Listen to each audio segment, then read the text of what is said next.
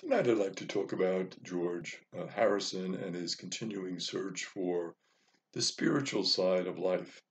We've been taking a little journey through George's life from a very popular Beatle to now, really at this point in his life, kind of more by himself, more trying to find that interior peace. And George really found that peace at Friar Park. He had developed this beautiful estate.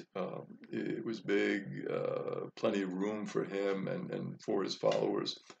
But also, it enabled George to really practice another side of his life, and that was his love for the environment.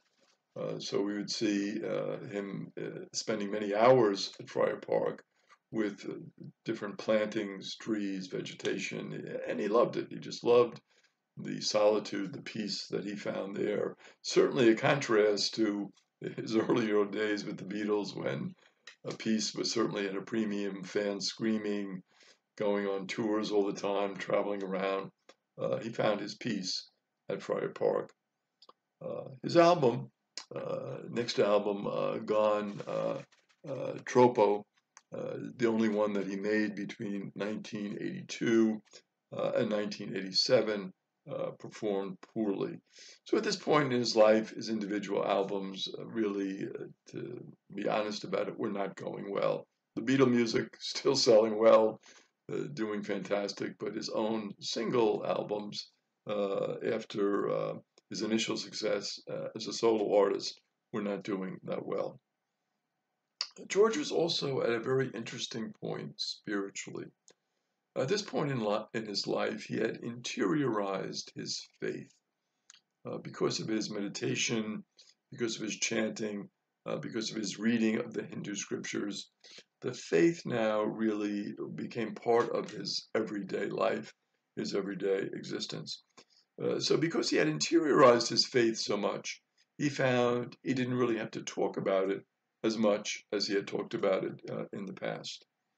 And at this point in his life, basically, George just wanted to be left alone with his son, with his companion Olivia, with his estate at Friar Park, with his friends that he prayed and chanted with. Being left alone was fine for George. He performed again in public on October of 1985 with Ringo, with Eric Clapton, and other musicians. And it was a tribute to Carl Perkins. He really admired Carl Perkins. He loved the music of Carl Perkins. And so when this tribute was put together, George said, I'm going to kind of give back a little bit because of all that I've learned from Carl and his style of music. So he did perform in public at that concert. He released a new album in 1987. It was called Cloud Nine. Many thought it was his best album since that first album, Living in the Material World. And a song from the album, Got My Mind Set on You, rose to number one. It was called one of the greatest comebacks in the history of rock and roll. So George had not been doing well. His albums had not been sold. They'd been panned by the critics. And now all of a sudden, with Cloud Nine, he's back. He did well. His song did well. And they said, wow, what a great comeback you made. And it just showed really George's love for music, his love for creating, his genius in creating so many of beautiful original songs. So that album became really an outstanding tribute, I think, to George's ability as a musician. George was always portrayed in the media as very serious because of his spiritual side and his spiritual quest and his love for the Hindu music and meditation and chanting. But George really loved to joke around. He had a good sense of humor. He certainly was not all serious. Eric Clapton invited George to go on a tour with him to Japan in 1991, and George went, and his son Donnie, who is now 13, joined him on stage with a tambourine. So there's Donnie now taking up with Dad, and that bond between them, very close. Beautiful story. He realized at this point in his life also the importance of returning to a practice that he had gotten away from, and that is the practice of daily meditation. After the problems with his Dark Horse tour and that not going that well, some of the legal issues he had with the song My Sweet Lord and the lawsuit, and also his problems with drugs and alcohol that he'd gotten back into after his depression when the tour didn't go well and things seemed to be collapsing around him. And also what he saw was a culture of death in the world around. And he was always someone who was seeking to promote life. He was against nuclear power, against war, against the atom bomb. He wanted to promote really this culture that would say that life is good, life is beautiful, life is wonderful. Let's come together as a people. That was George's mission. And he said that really, with his practice of daily meditation, his practice of daily chanting, his being together with his friends and praying together, that really made all the difference in his life. So this spirituality of George really came into focus here at this point in his life. He was initially attracted to it, and it helped him in many ways. But then, as he struggled, as things went poorly for him towards the middle of his career, he kind of turned away from it. And then he realized, this was really so good for me. It helped me. It gave me focus. It gave me peace.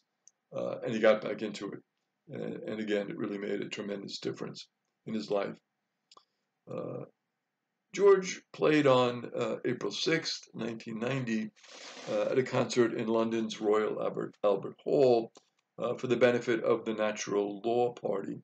It was a political group that was formed by the Maharishi's followers. And so George participated in that because he was really indebted to the Maharishi who taught him so much about meditation that he said, let me do this concert. And it was really the last full-length concert he ever did, that concert in 92. He was always insecure about his performances. Many times the question would be after performance, did you really like it? Was it really good? Did I do well? Again, there was this insecurity with George, and you can understand it. As a performer, many times, even though you've reached the heights of fame and success, there is this, nagging question, am I really doing that well? Do people really like me? Is it just my reputation from the past? Am I losing it? So there's kind of that insecurity that you always have to battle. The spirituality of George, Olivia, and his close friends, Mukunda, Garudas, and the Shaman Sundar, that spirituality was a spirituality that wasn't just concentrated on self. It was a spirituality that was put into action through helping others. Olivia, for example, worked to help the children who were orphaned by the civil strife in Romania. And she wanted to raise funds for them and help them in whatever way she could. She raised over $1 million to help.